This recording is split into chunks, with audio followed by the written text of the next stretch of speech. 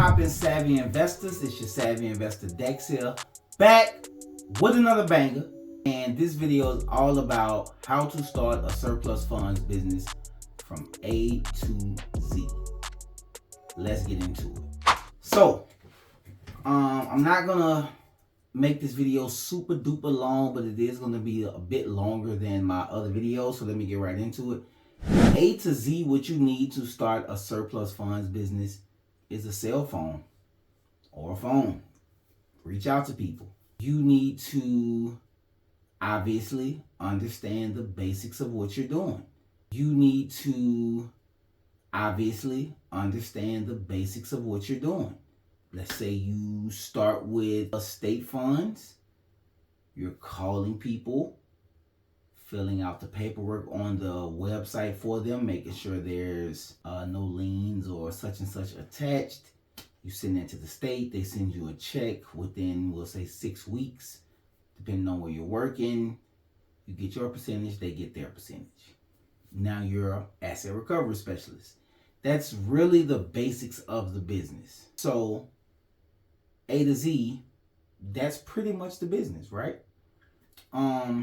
However, when it comes to educating yourself about the business, you probably want to work tax overages, mortgage overages, or maybe even bankruptcy overages. So that's going to give you a foundation in law in regards to real estate in general, because these same laws that apply to the surplus funds, they apply to real estate deals as well. Wholesale deals, fix and flip deals, just whatever deal. They apply the same rules. Civil law. So from A to Z is not as long as you think. There's a lot of stuff in the middle that you need to kind of be sure to get together. The attorney, proper contracts, and a niche. You know, maybe you get a niche. If you don't get a niche, you're going to have to go broad. If you're going to go broad, you're going to have to hire a bigger team. You're going to have a different type of operation. It's a reason why they say the riches are in the niches. I think that's what they say, but I say niche. I guess the riches are in the niches. Riches are in the niches. Never mind. It has nothing to do with anything. However, the riches are in the niches to a degree. Understand, in the process of going from A to Z, starting your business, you have to know what your Z looks like for you. And that simply means, are you looking to start a major asset recovery business and this be something that you carry on? Or are you looking to use this money to fund other things that you really want to do? That's going to play a major role in how you start to build your business. If you're looking to fund things that you want to do, maybe you just do state funds and just make it a side hustle and you just do the volume. Or maybe you do the mortgage overages or tax overages or bankruptcy possibly. You put a little more work in, but it's just for you. You're doing everything. You're not worried about training VAs. You're not worried about building lists in other markets. You're not worried about finding attorneys in other places, the laws in other places. You're simply worried about, hey, I want to make more money so I can do this. Under those pretenses, your A to Z is going to look different in comparison to the guy or gal that wants to actually build a business based around asset recovery. So your A to Z is going to really boil down to you understanding what your Z is. Because the A is always going to be the A. I want to get started in the business and make some money. Now, what you want to do with that is kind of figure it out before you get to Z. As well as that, I think something else that's really important, that's very underplayed, that's not talked about enough, starting a surplus funds business or just getting involved in the business at all. I talk to people daily. I can't think of many people, maybe 2 or 3, and they hadn't asked the question directly the way I'm about to phrase this, but they have brought it up to a degree, and it leads me to answering the question the way I would if they asked me the way I thought they would, or I would like them to. Sales. Most people that get in this business, even with the wholesaling, I think, they have no clue about sales.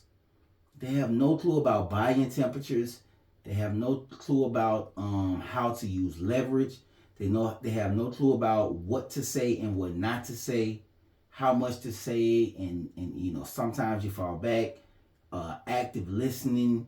It's like that's the meat and potatoes of it to a degree. Now we could always go hire a sales team, but you're gonna spend a little more money hiring, especially a trained sales team for your niche. You're definitely going to spend a lot more money just on the sales aspect of it in general. I mean, to get somebody specifically to call asset recovery deals or surplus funds deals it got to be costly just to find people in that niche. Most people don't have the sales skills. And listen, guys, that's perfectly fine. Nobody's asking you to be a door-to-door salesman or a car salesman or a real estate agent or anything where you're in hard sales. However, you're going to need to really take some time, just like you took time to watch the surplus funds videos, to understand how deals go and try to find contracts and building lists and skip tracing and the back end stuff when you talk about successions or probates, depending on where you're at. Sales skills are just as important. So just like you took time to watch those videos, you should take time and watch sales videos. You should watch videos about sales. Just understand the ebbs and flows of a sale. The follow-up process. Most deals aren't closed. Depending on what business you're in, most deals aren't closed the first time you speak with somebody. Sometimes I've heard KPIs, and for those of you that don't know what KPIs are, that's your key performance indicators. I've heard some KPIs where 8 times is like the average to speak with somebody before you actually close the deal. And that's a broad number, I guess you could put it, because that involves pretty much all sales, no matter what type of sales it is. In regards to my experience in the sales industry, I was blessed to go through a period of sales where I sold vacuum cleaners door to door. And me selling those vacuum cleaners door to door, we didn't have the option to do callbacks. Maybe you would set something up with a person if you're going to be back in the area the next day. But even when I did that, they never bought it the next day or the next 2 days. They never bought it. It wasn't that type of sale. It was the type of sale when you sell when the buying temperature is at its highest. So I had to, between knocking on their door, getting in the house with the machine, setting it all up, doing the hour demonstration, or if you're really good, 30 minutes, after you can read people, but you're in there definitely. If you sell it, you're in there an hour for the most part. Maybe 45 minutes if you like really good, but definitely an hour.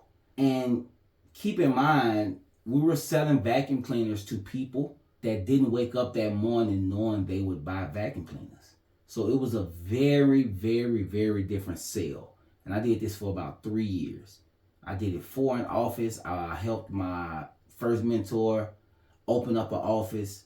So it was just me and him, and I watched him grow it. And it's a very rigorous 6-day a week, 12, 13 hours out in the field, rain, sleet, or snow, knock on doors, sell vacuum cleaners, or you will not buy McDonald's. Like, you won't make any money. You have to sell. So I have that background, and me applying that to surplus funds or wholesaling, I've closed a lot of deals the first time I talked to them. But it came through my experience in sales. So I'm saying all that to say, I don't expect you guys to have that level of experience of sales. However, you definitely want to take some time, educate yourself on the sales, just sales in general. Just educate yourself on it. Educate yourself on people's emotions in regards to sales, their mannerisms. And a lot of times we're going to be cold calling, so you won't catch those mannerisms. However, you will catch the voice inflections. You will catch a lot of other stuff. You will catch the pauses in between what they're saying. Understand when people are saying something without saying something. Size. It's a lot of stuff that we pay attention to when we are in more emotional debates or conversations with people in our daily. We pay attention pay more attention to these cues.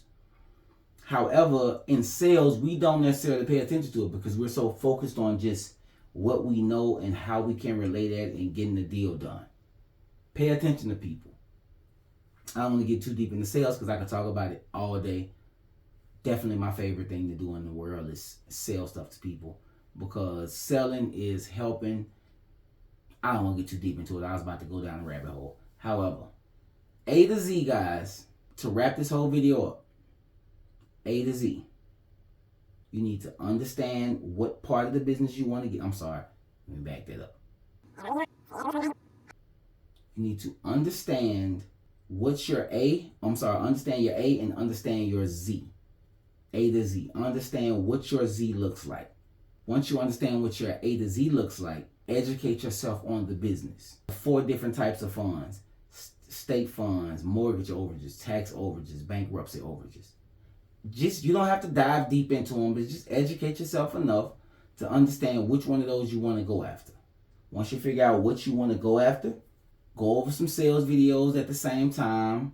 So we're learning sales at night, and maybe we're building our list in the daytime.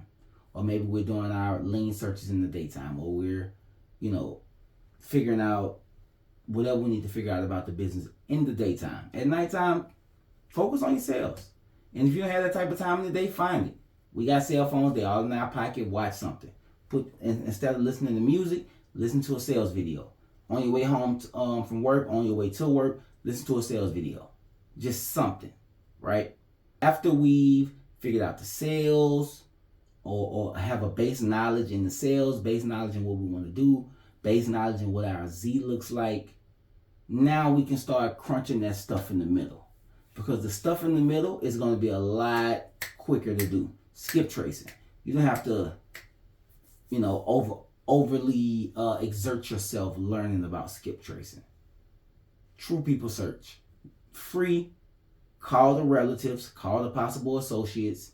Go from there. You just learned how to skip trace.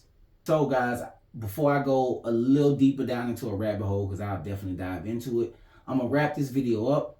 If y'all got any questions about this, please drop them below. I just wanted to drop this video about A to Z because I think people overly complicate the wrong things in the surplus funds industry versus the things that will get you paid. And I will wrap this up with this. Please, whatever business that you start, whether it's surplus funds, wholesaling, a restaurant, food truck, timeshare business, notary, whatever you open up, focus on the money-making activities in the beginning, and you will have money to build the business as you move to the end. Focus on the money-making activities. It's your Savvy Investor Dex, and I'm out.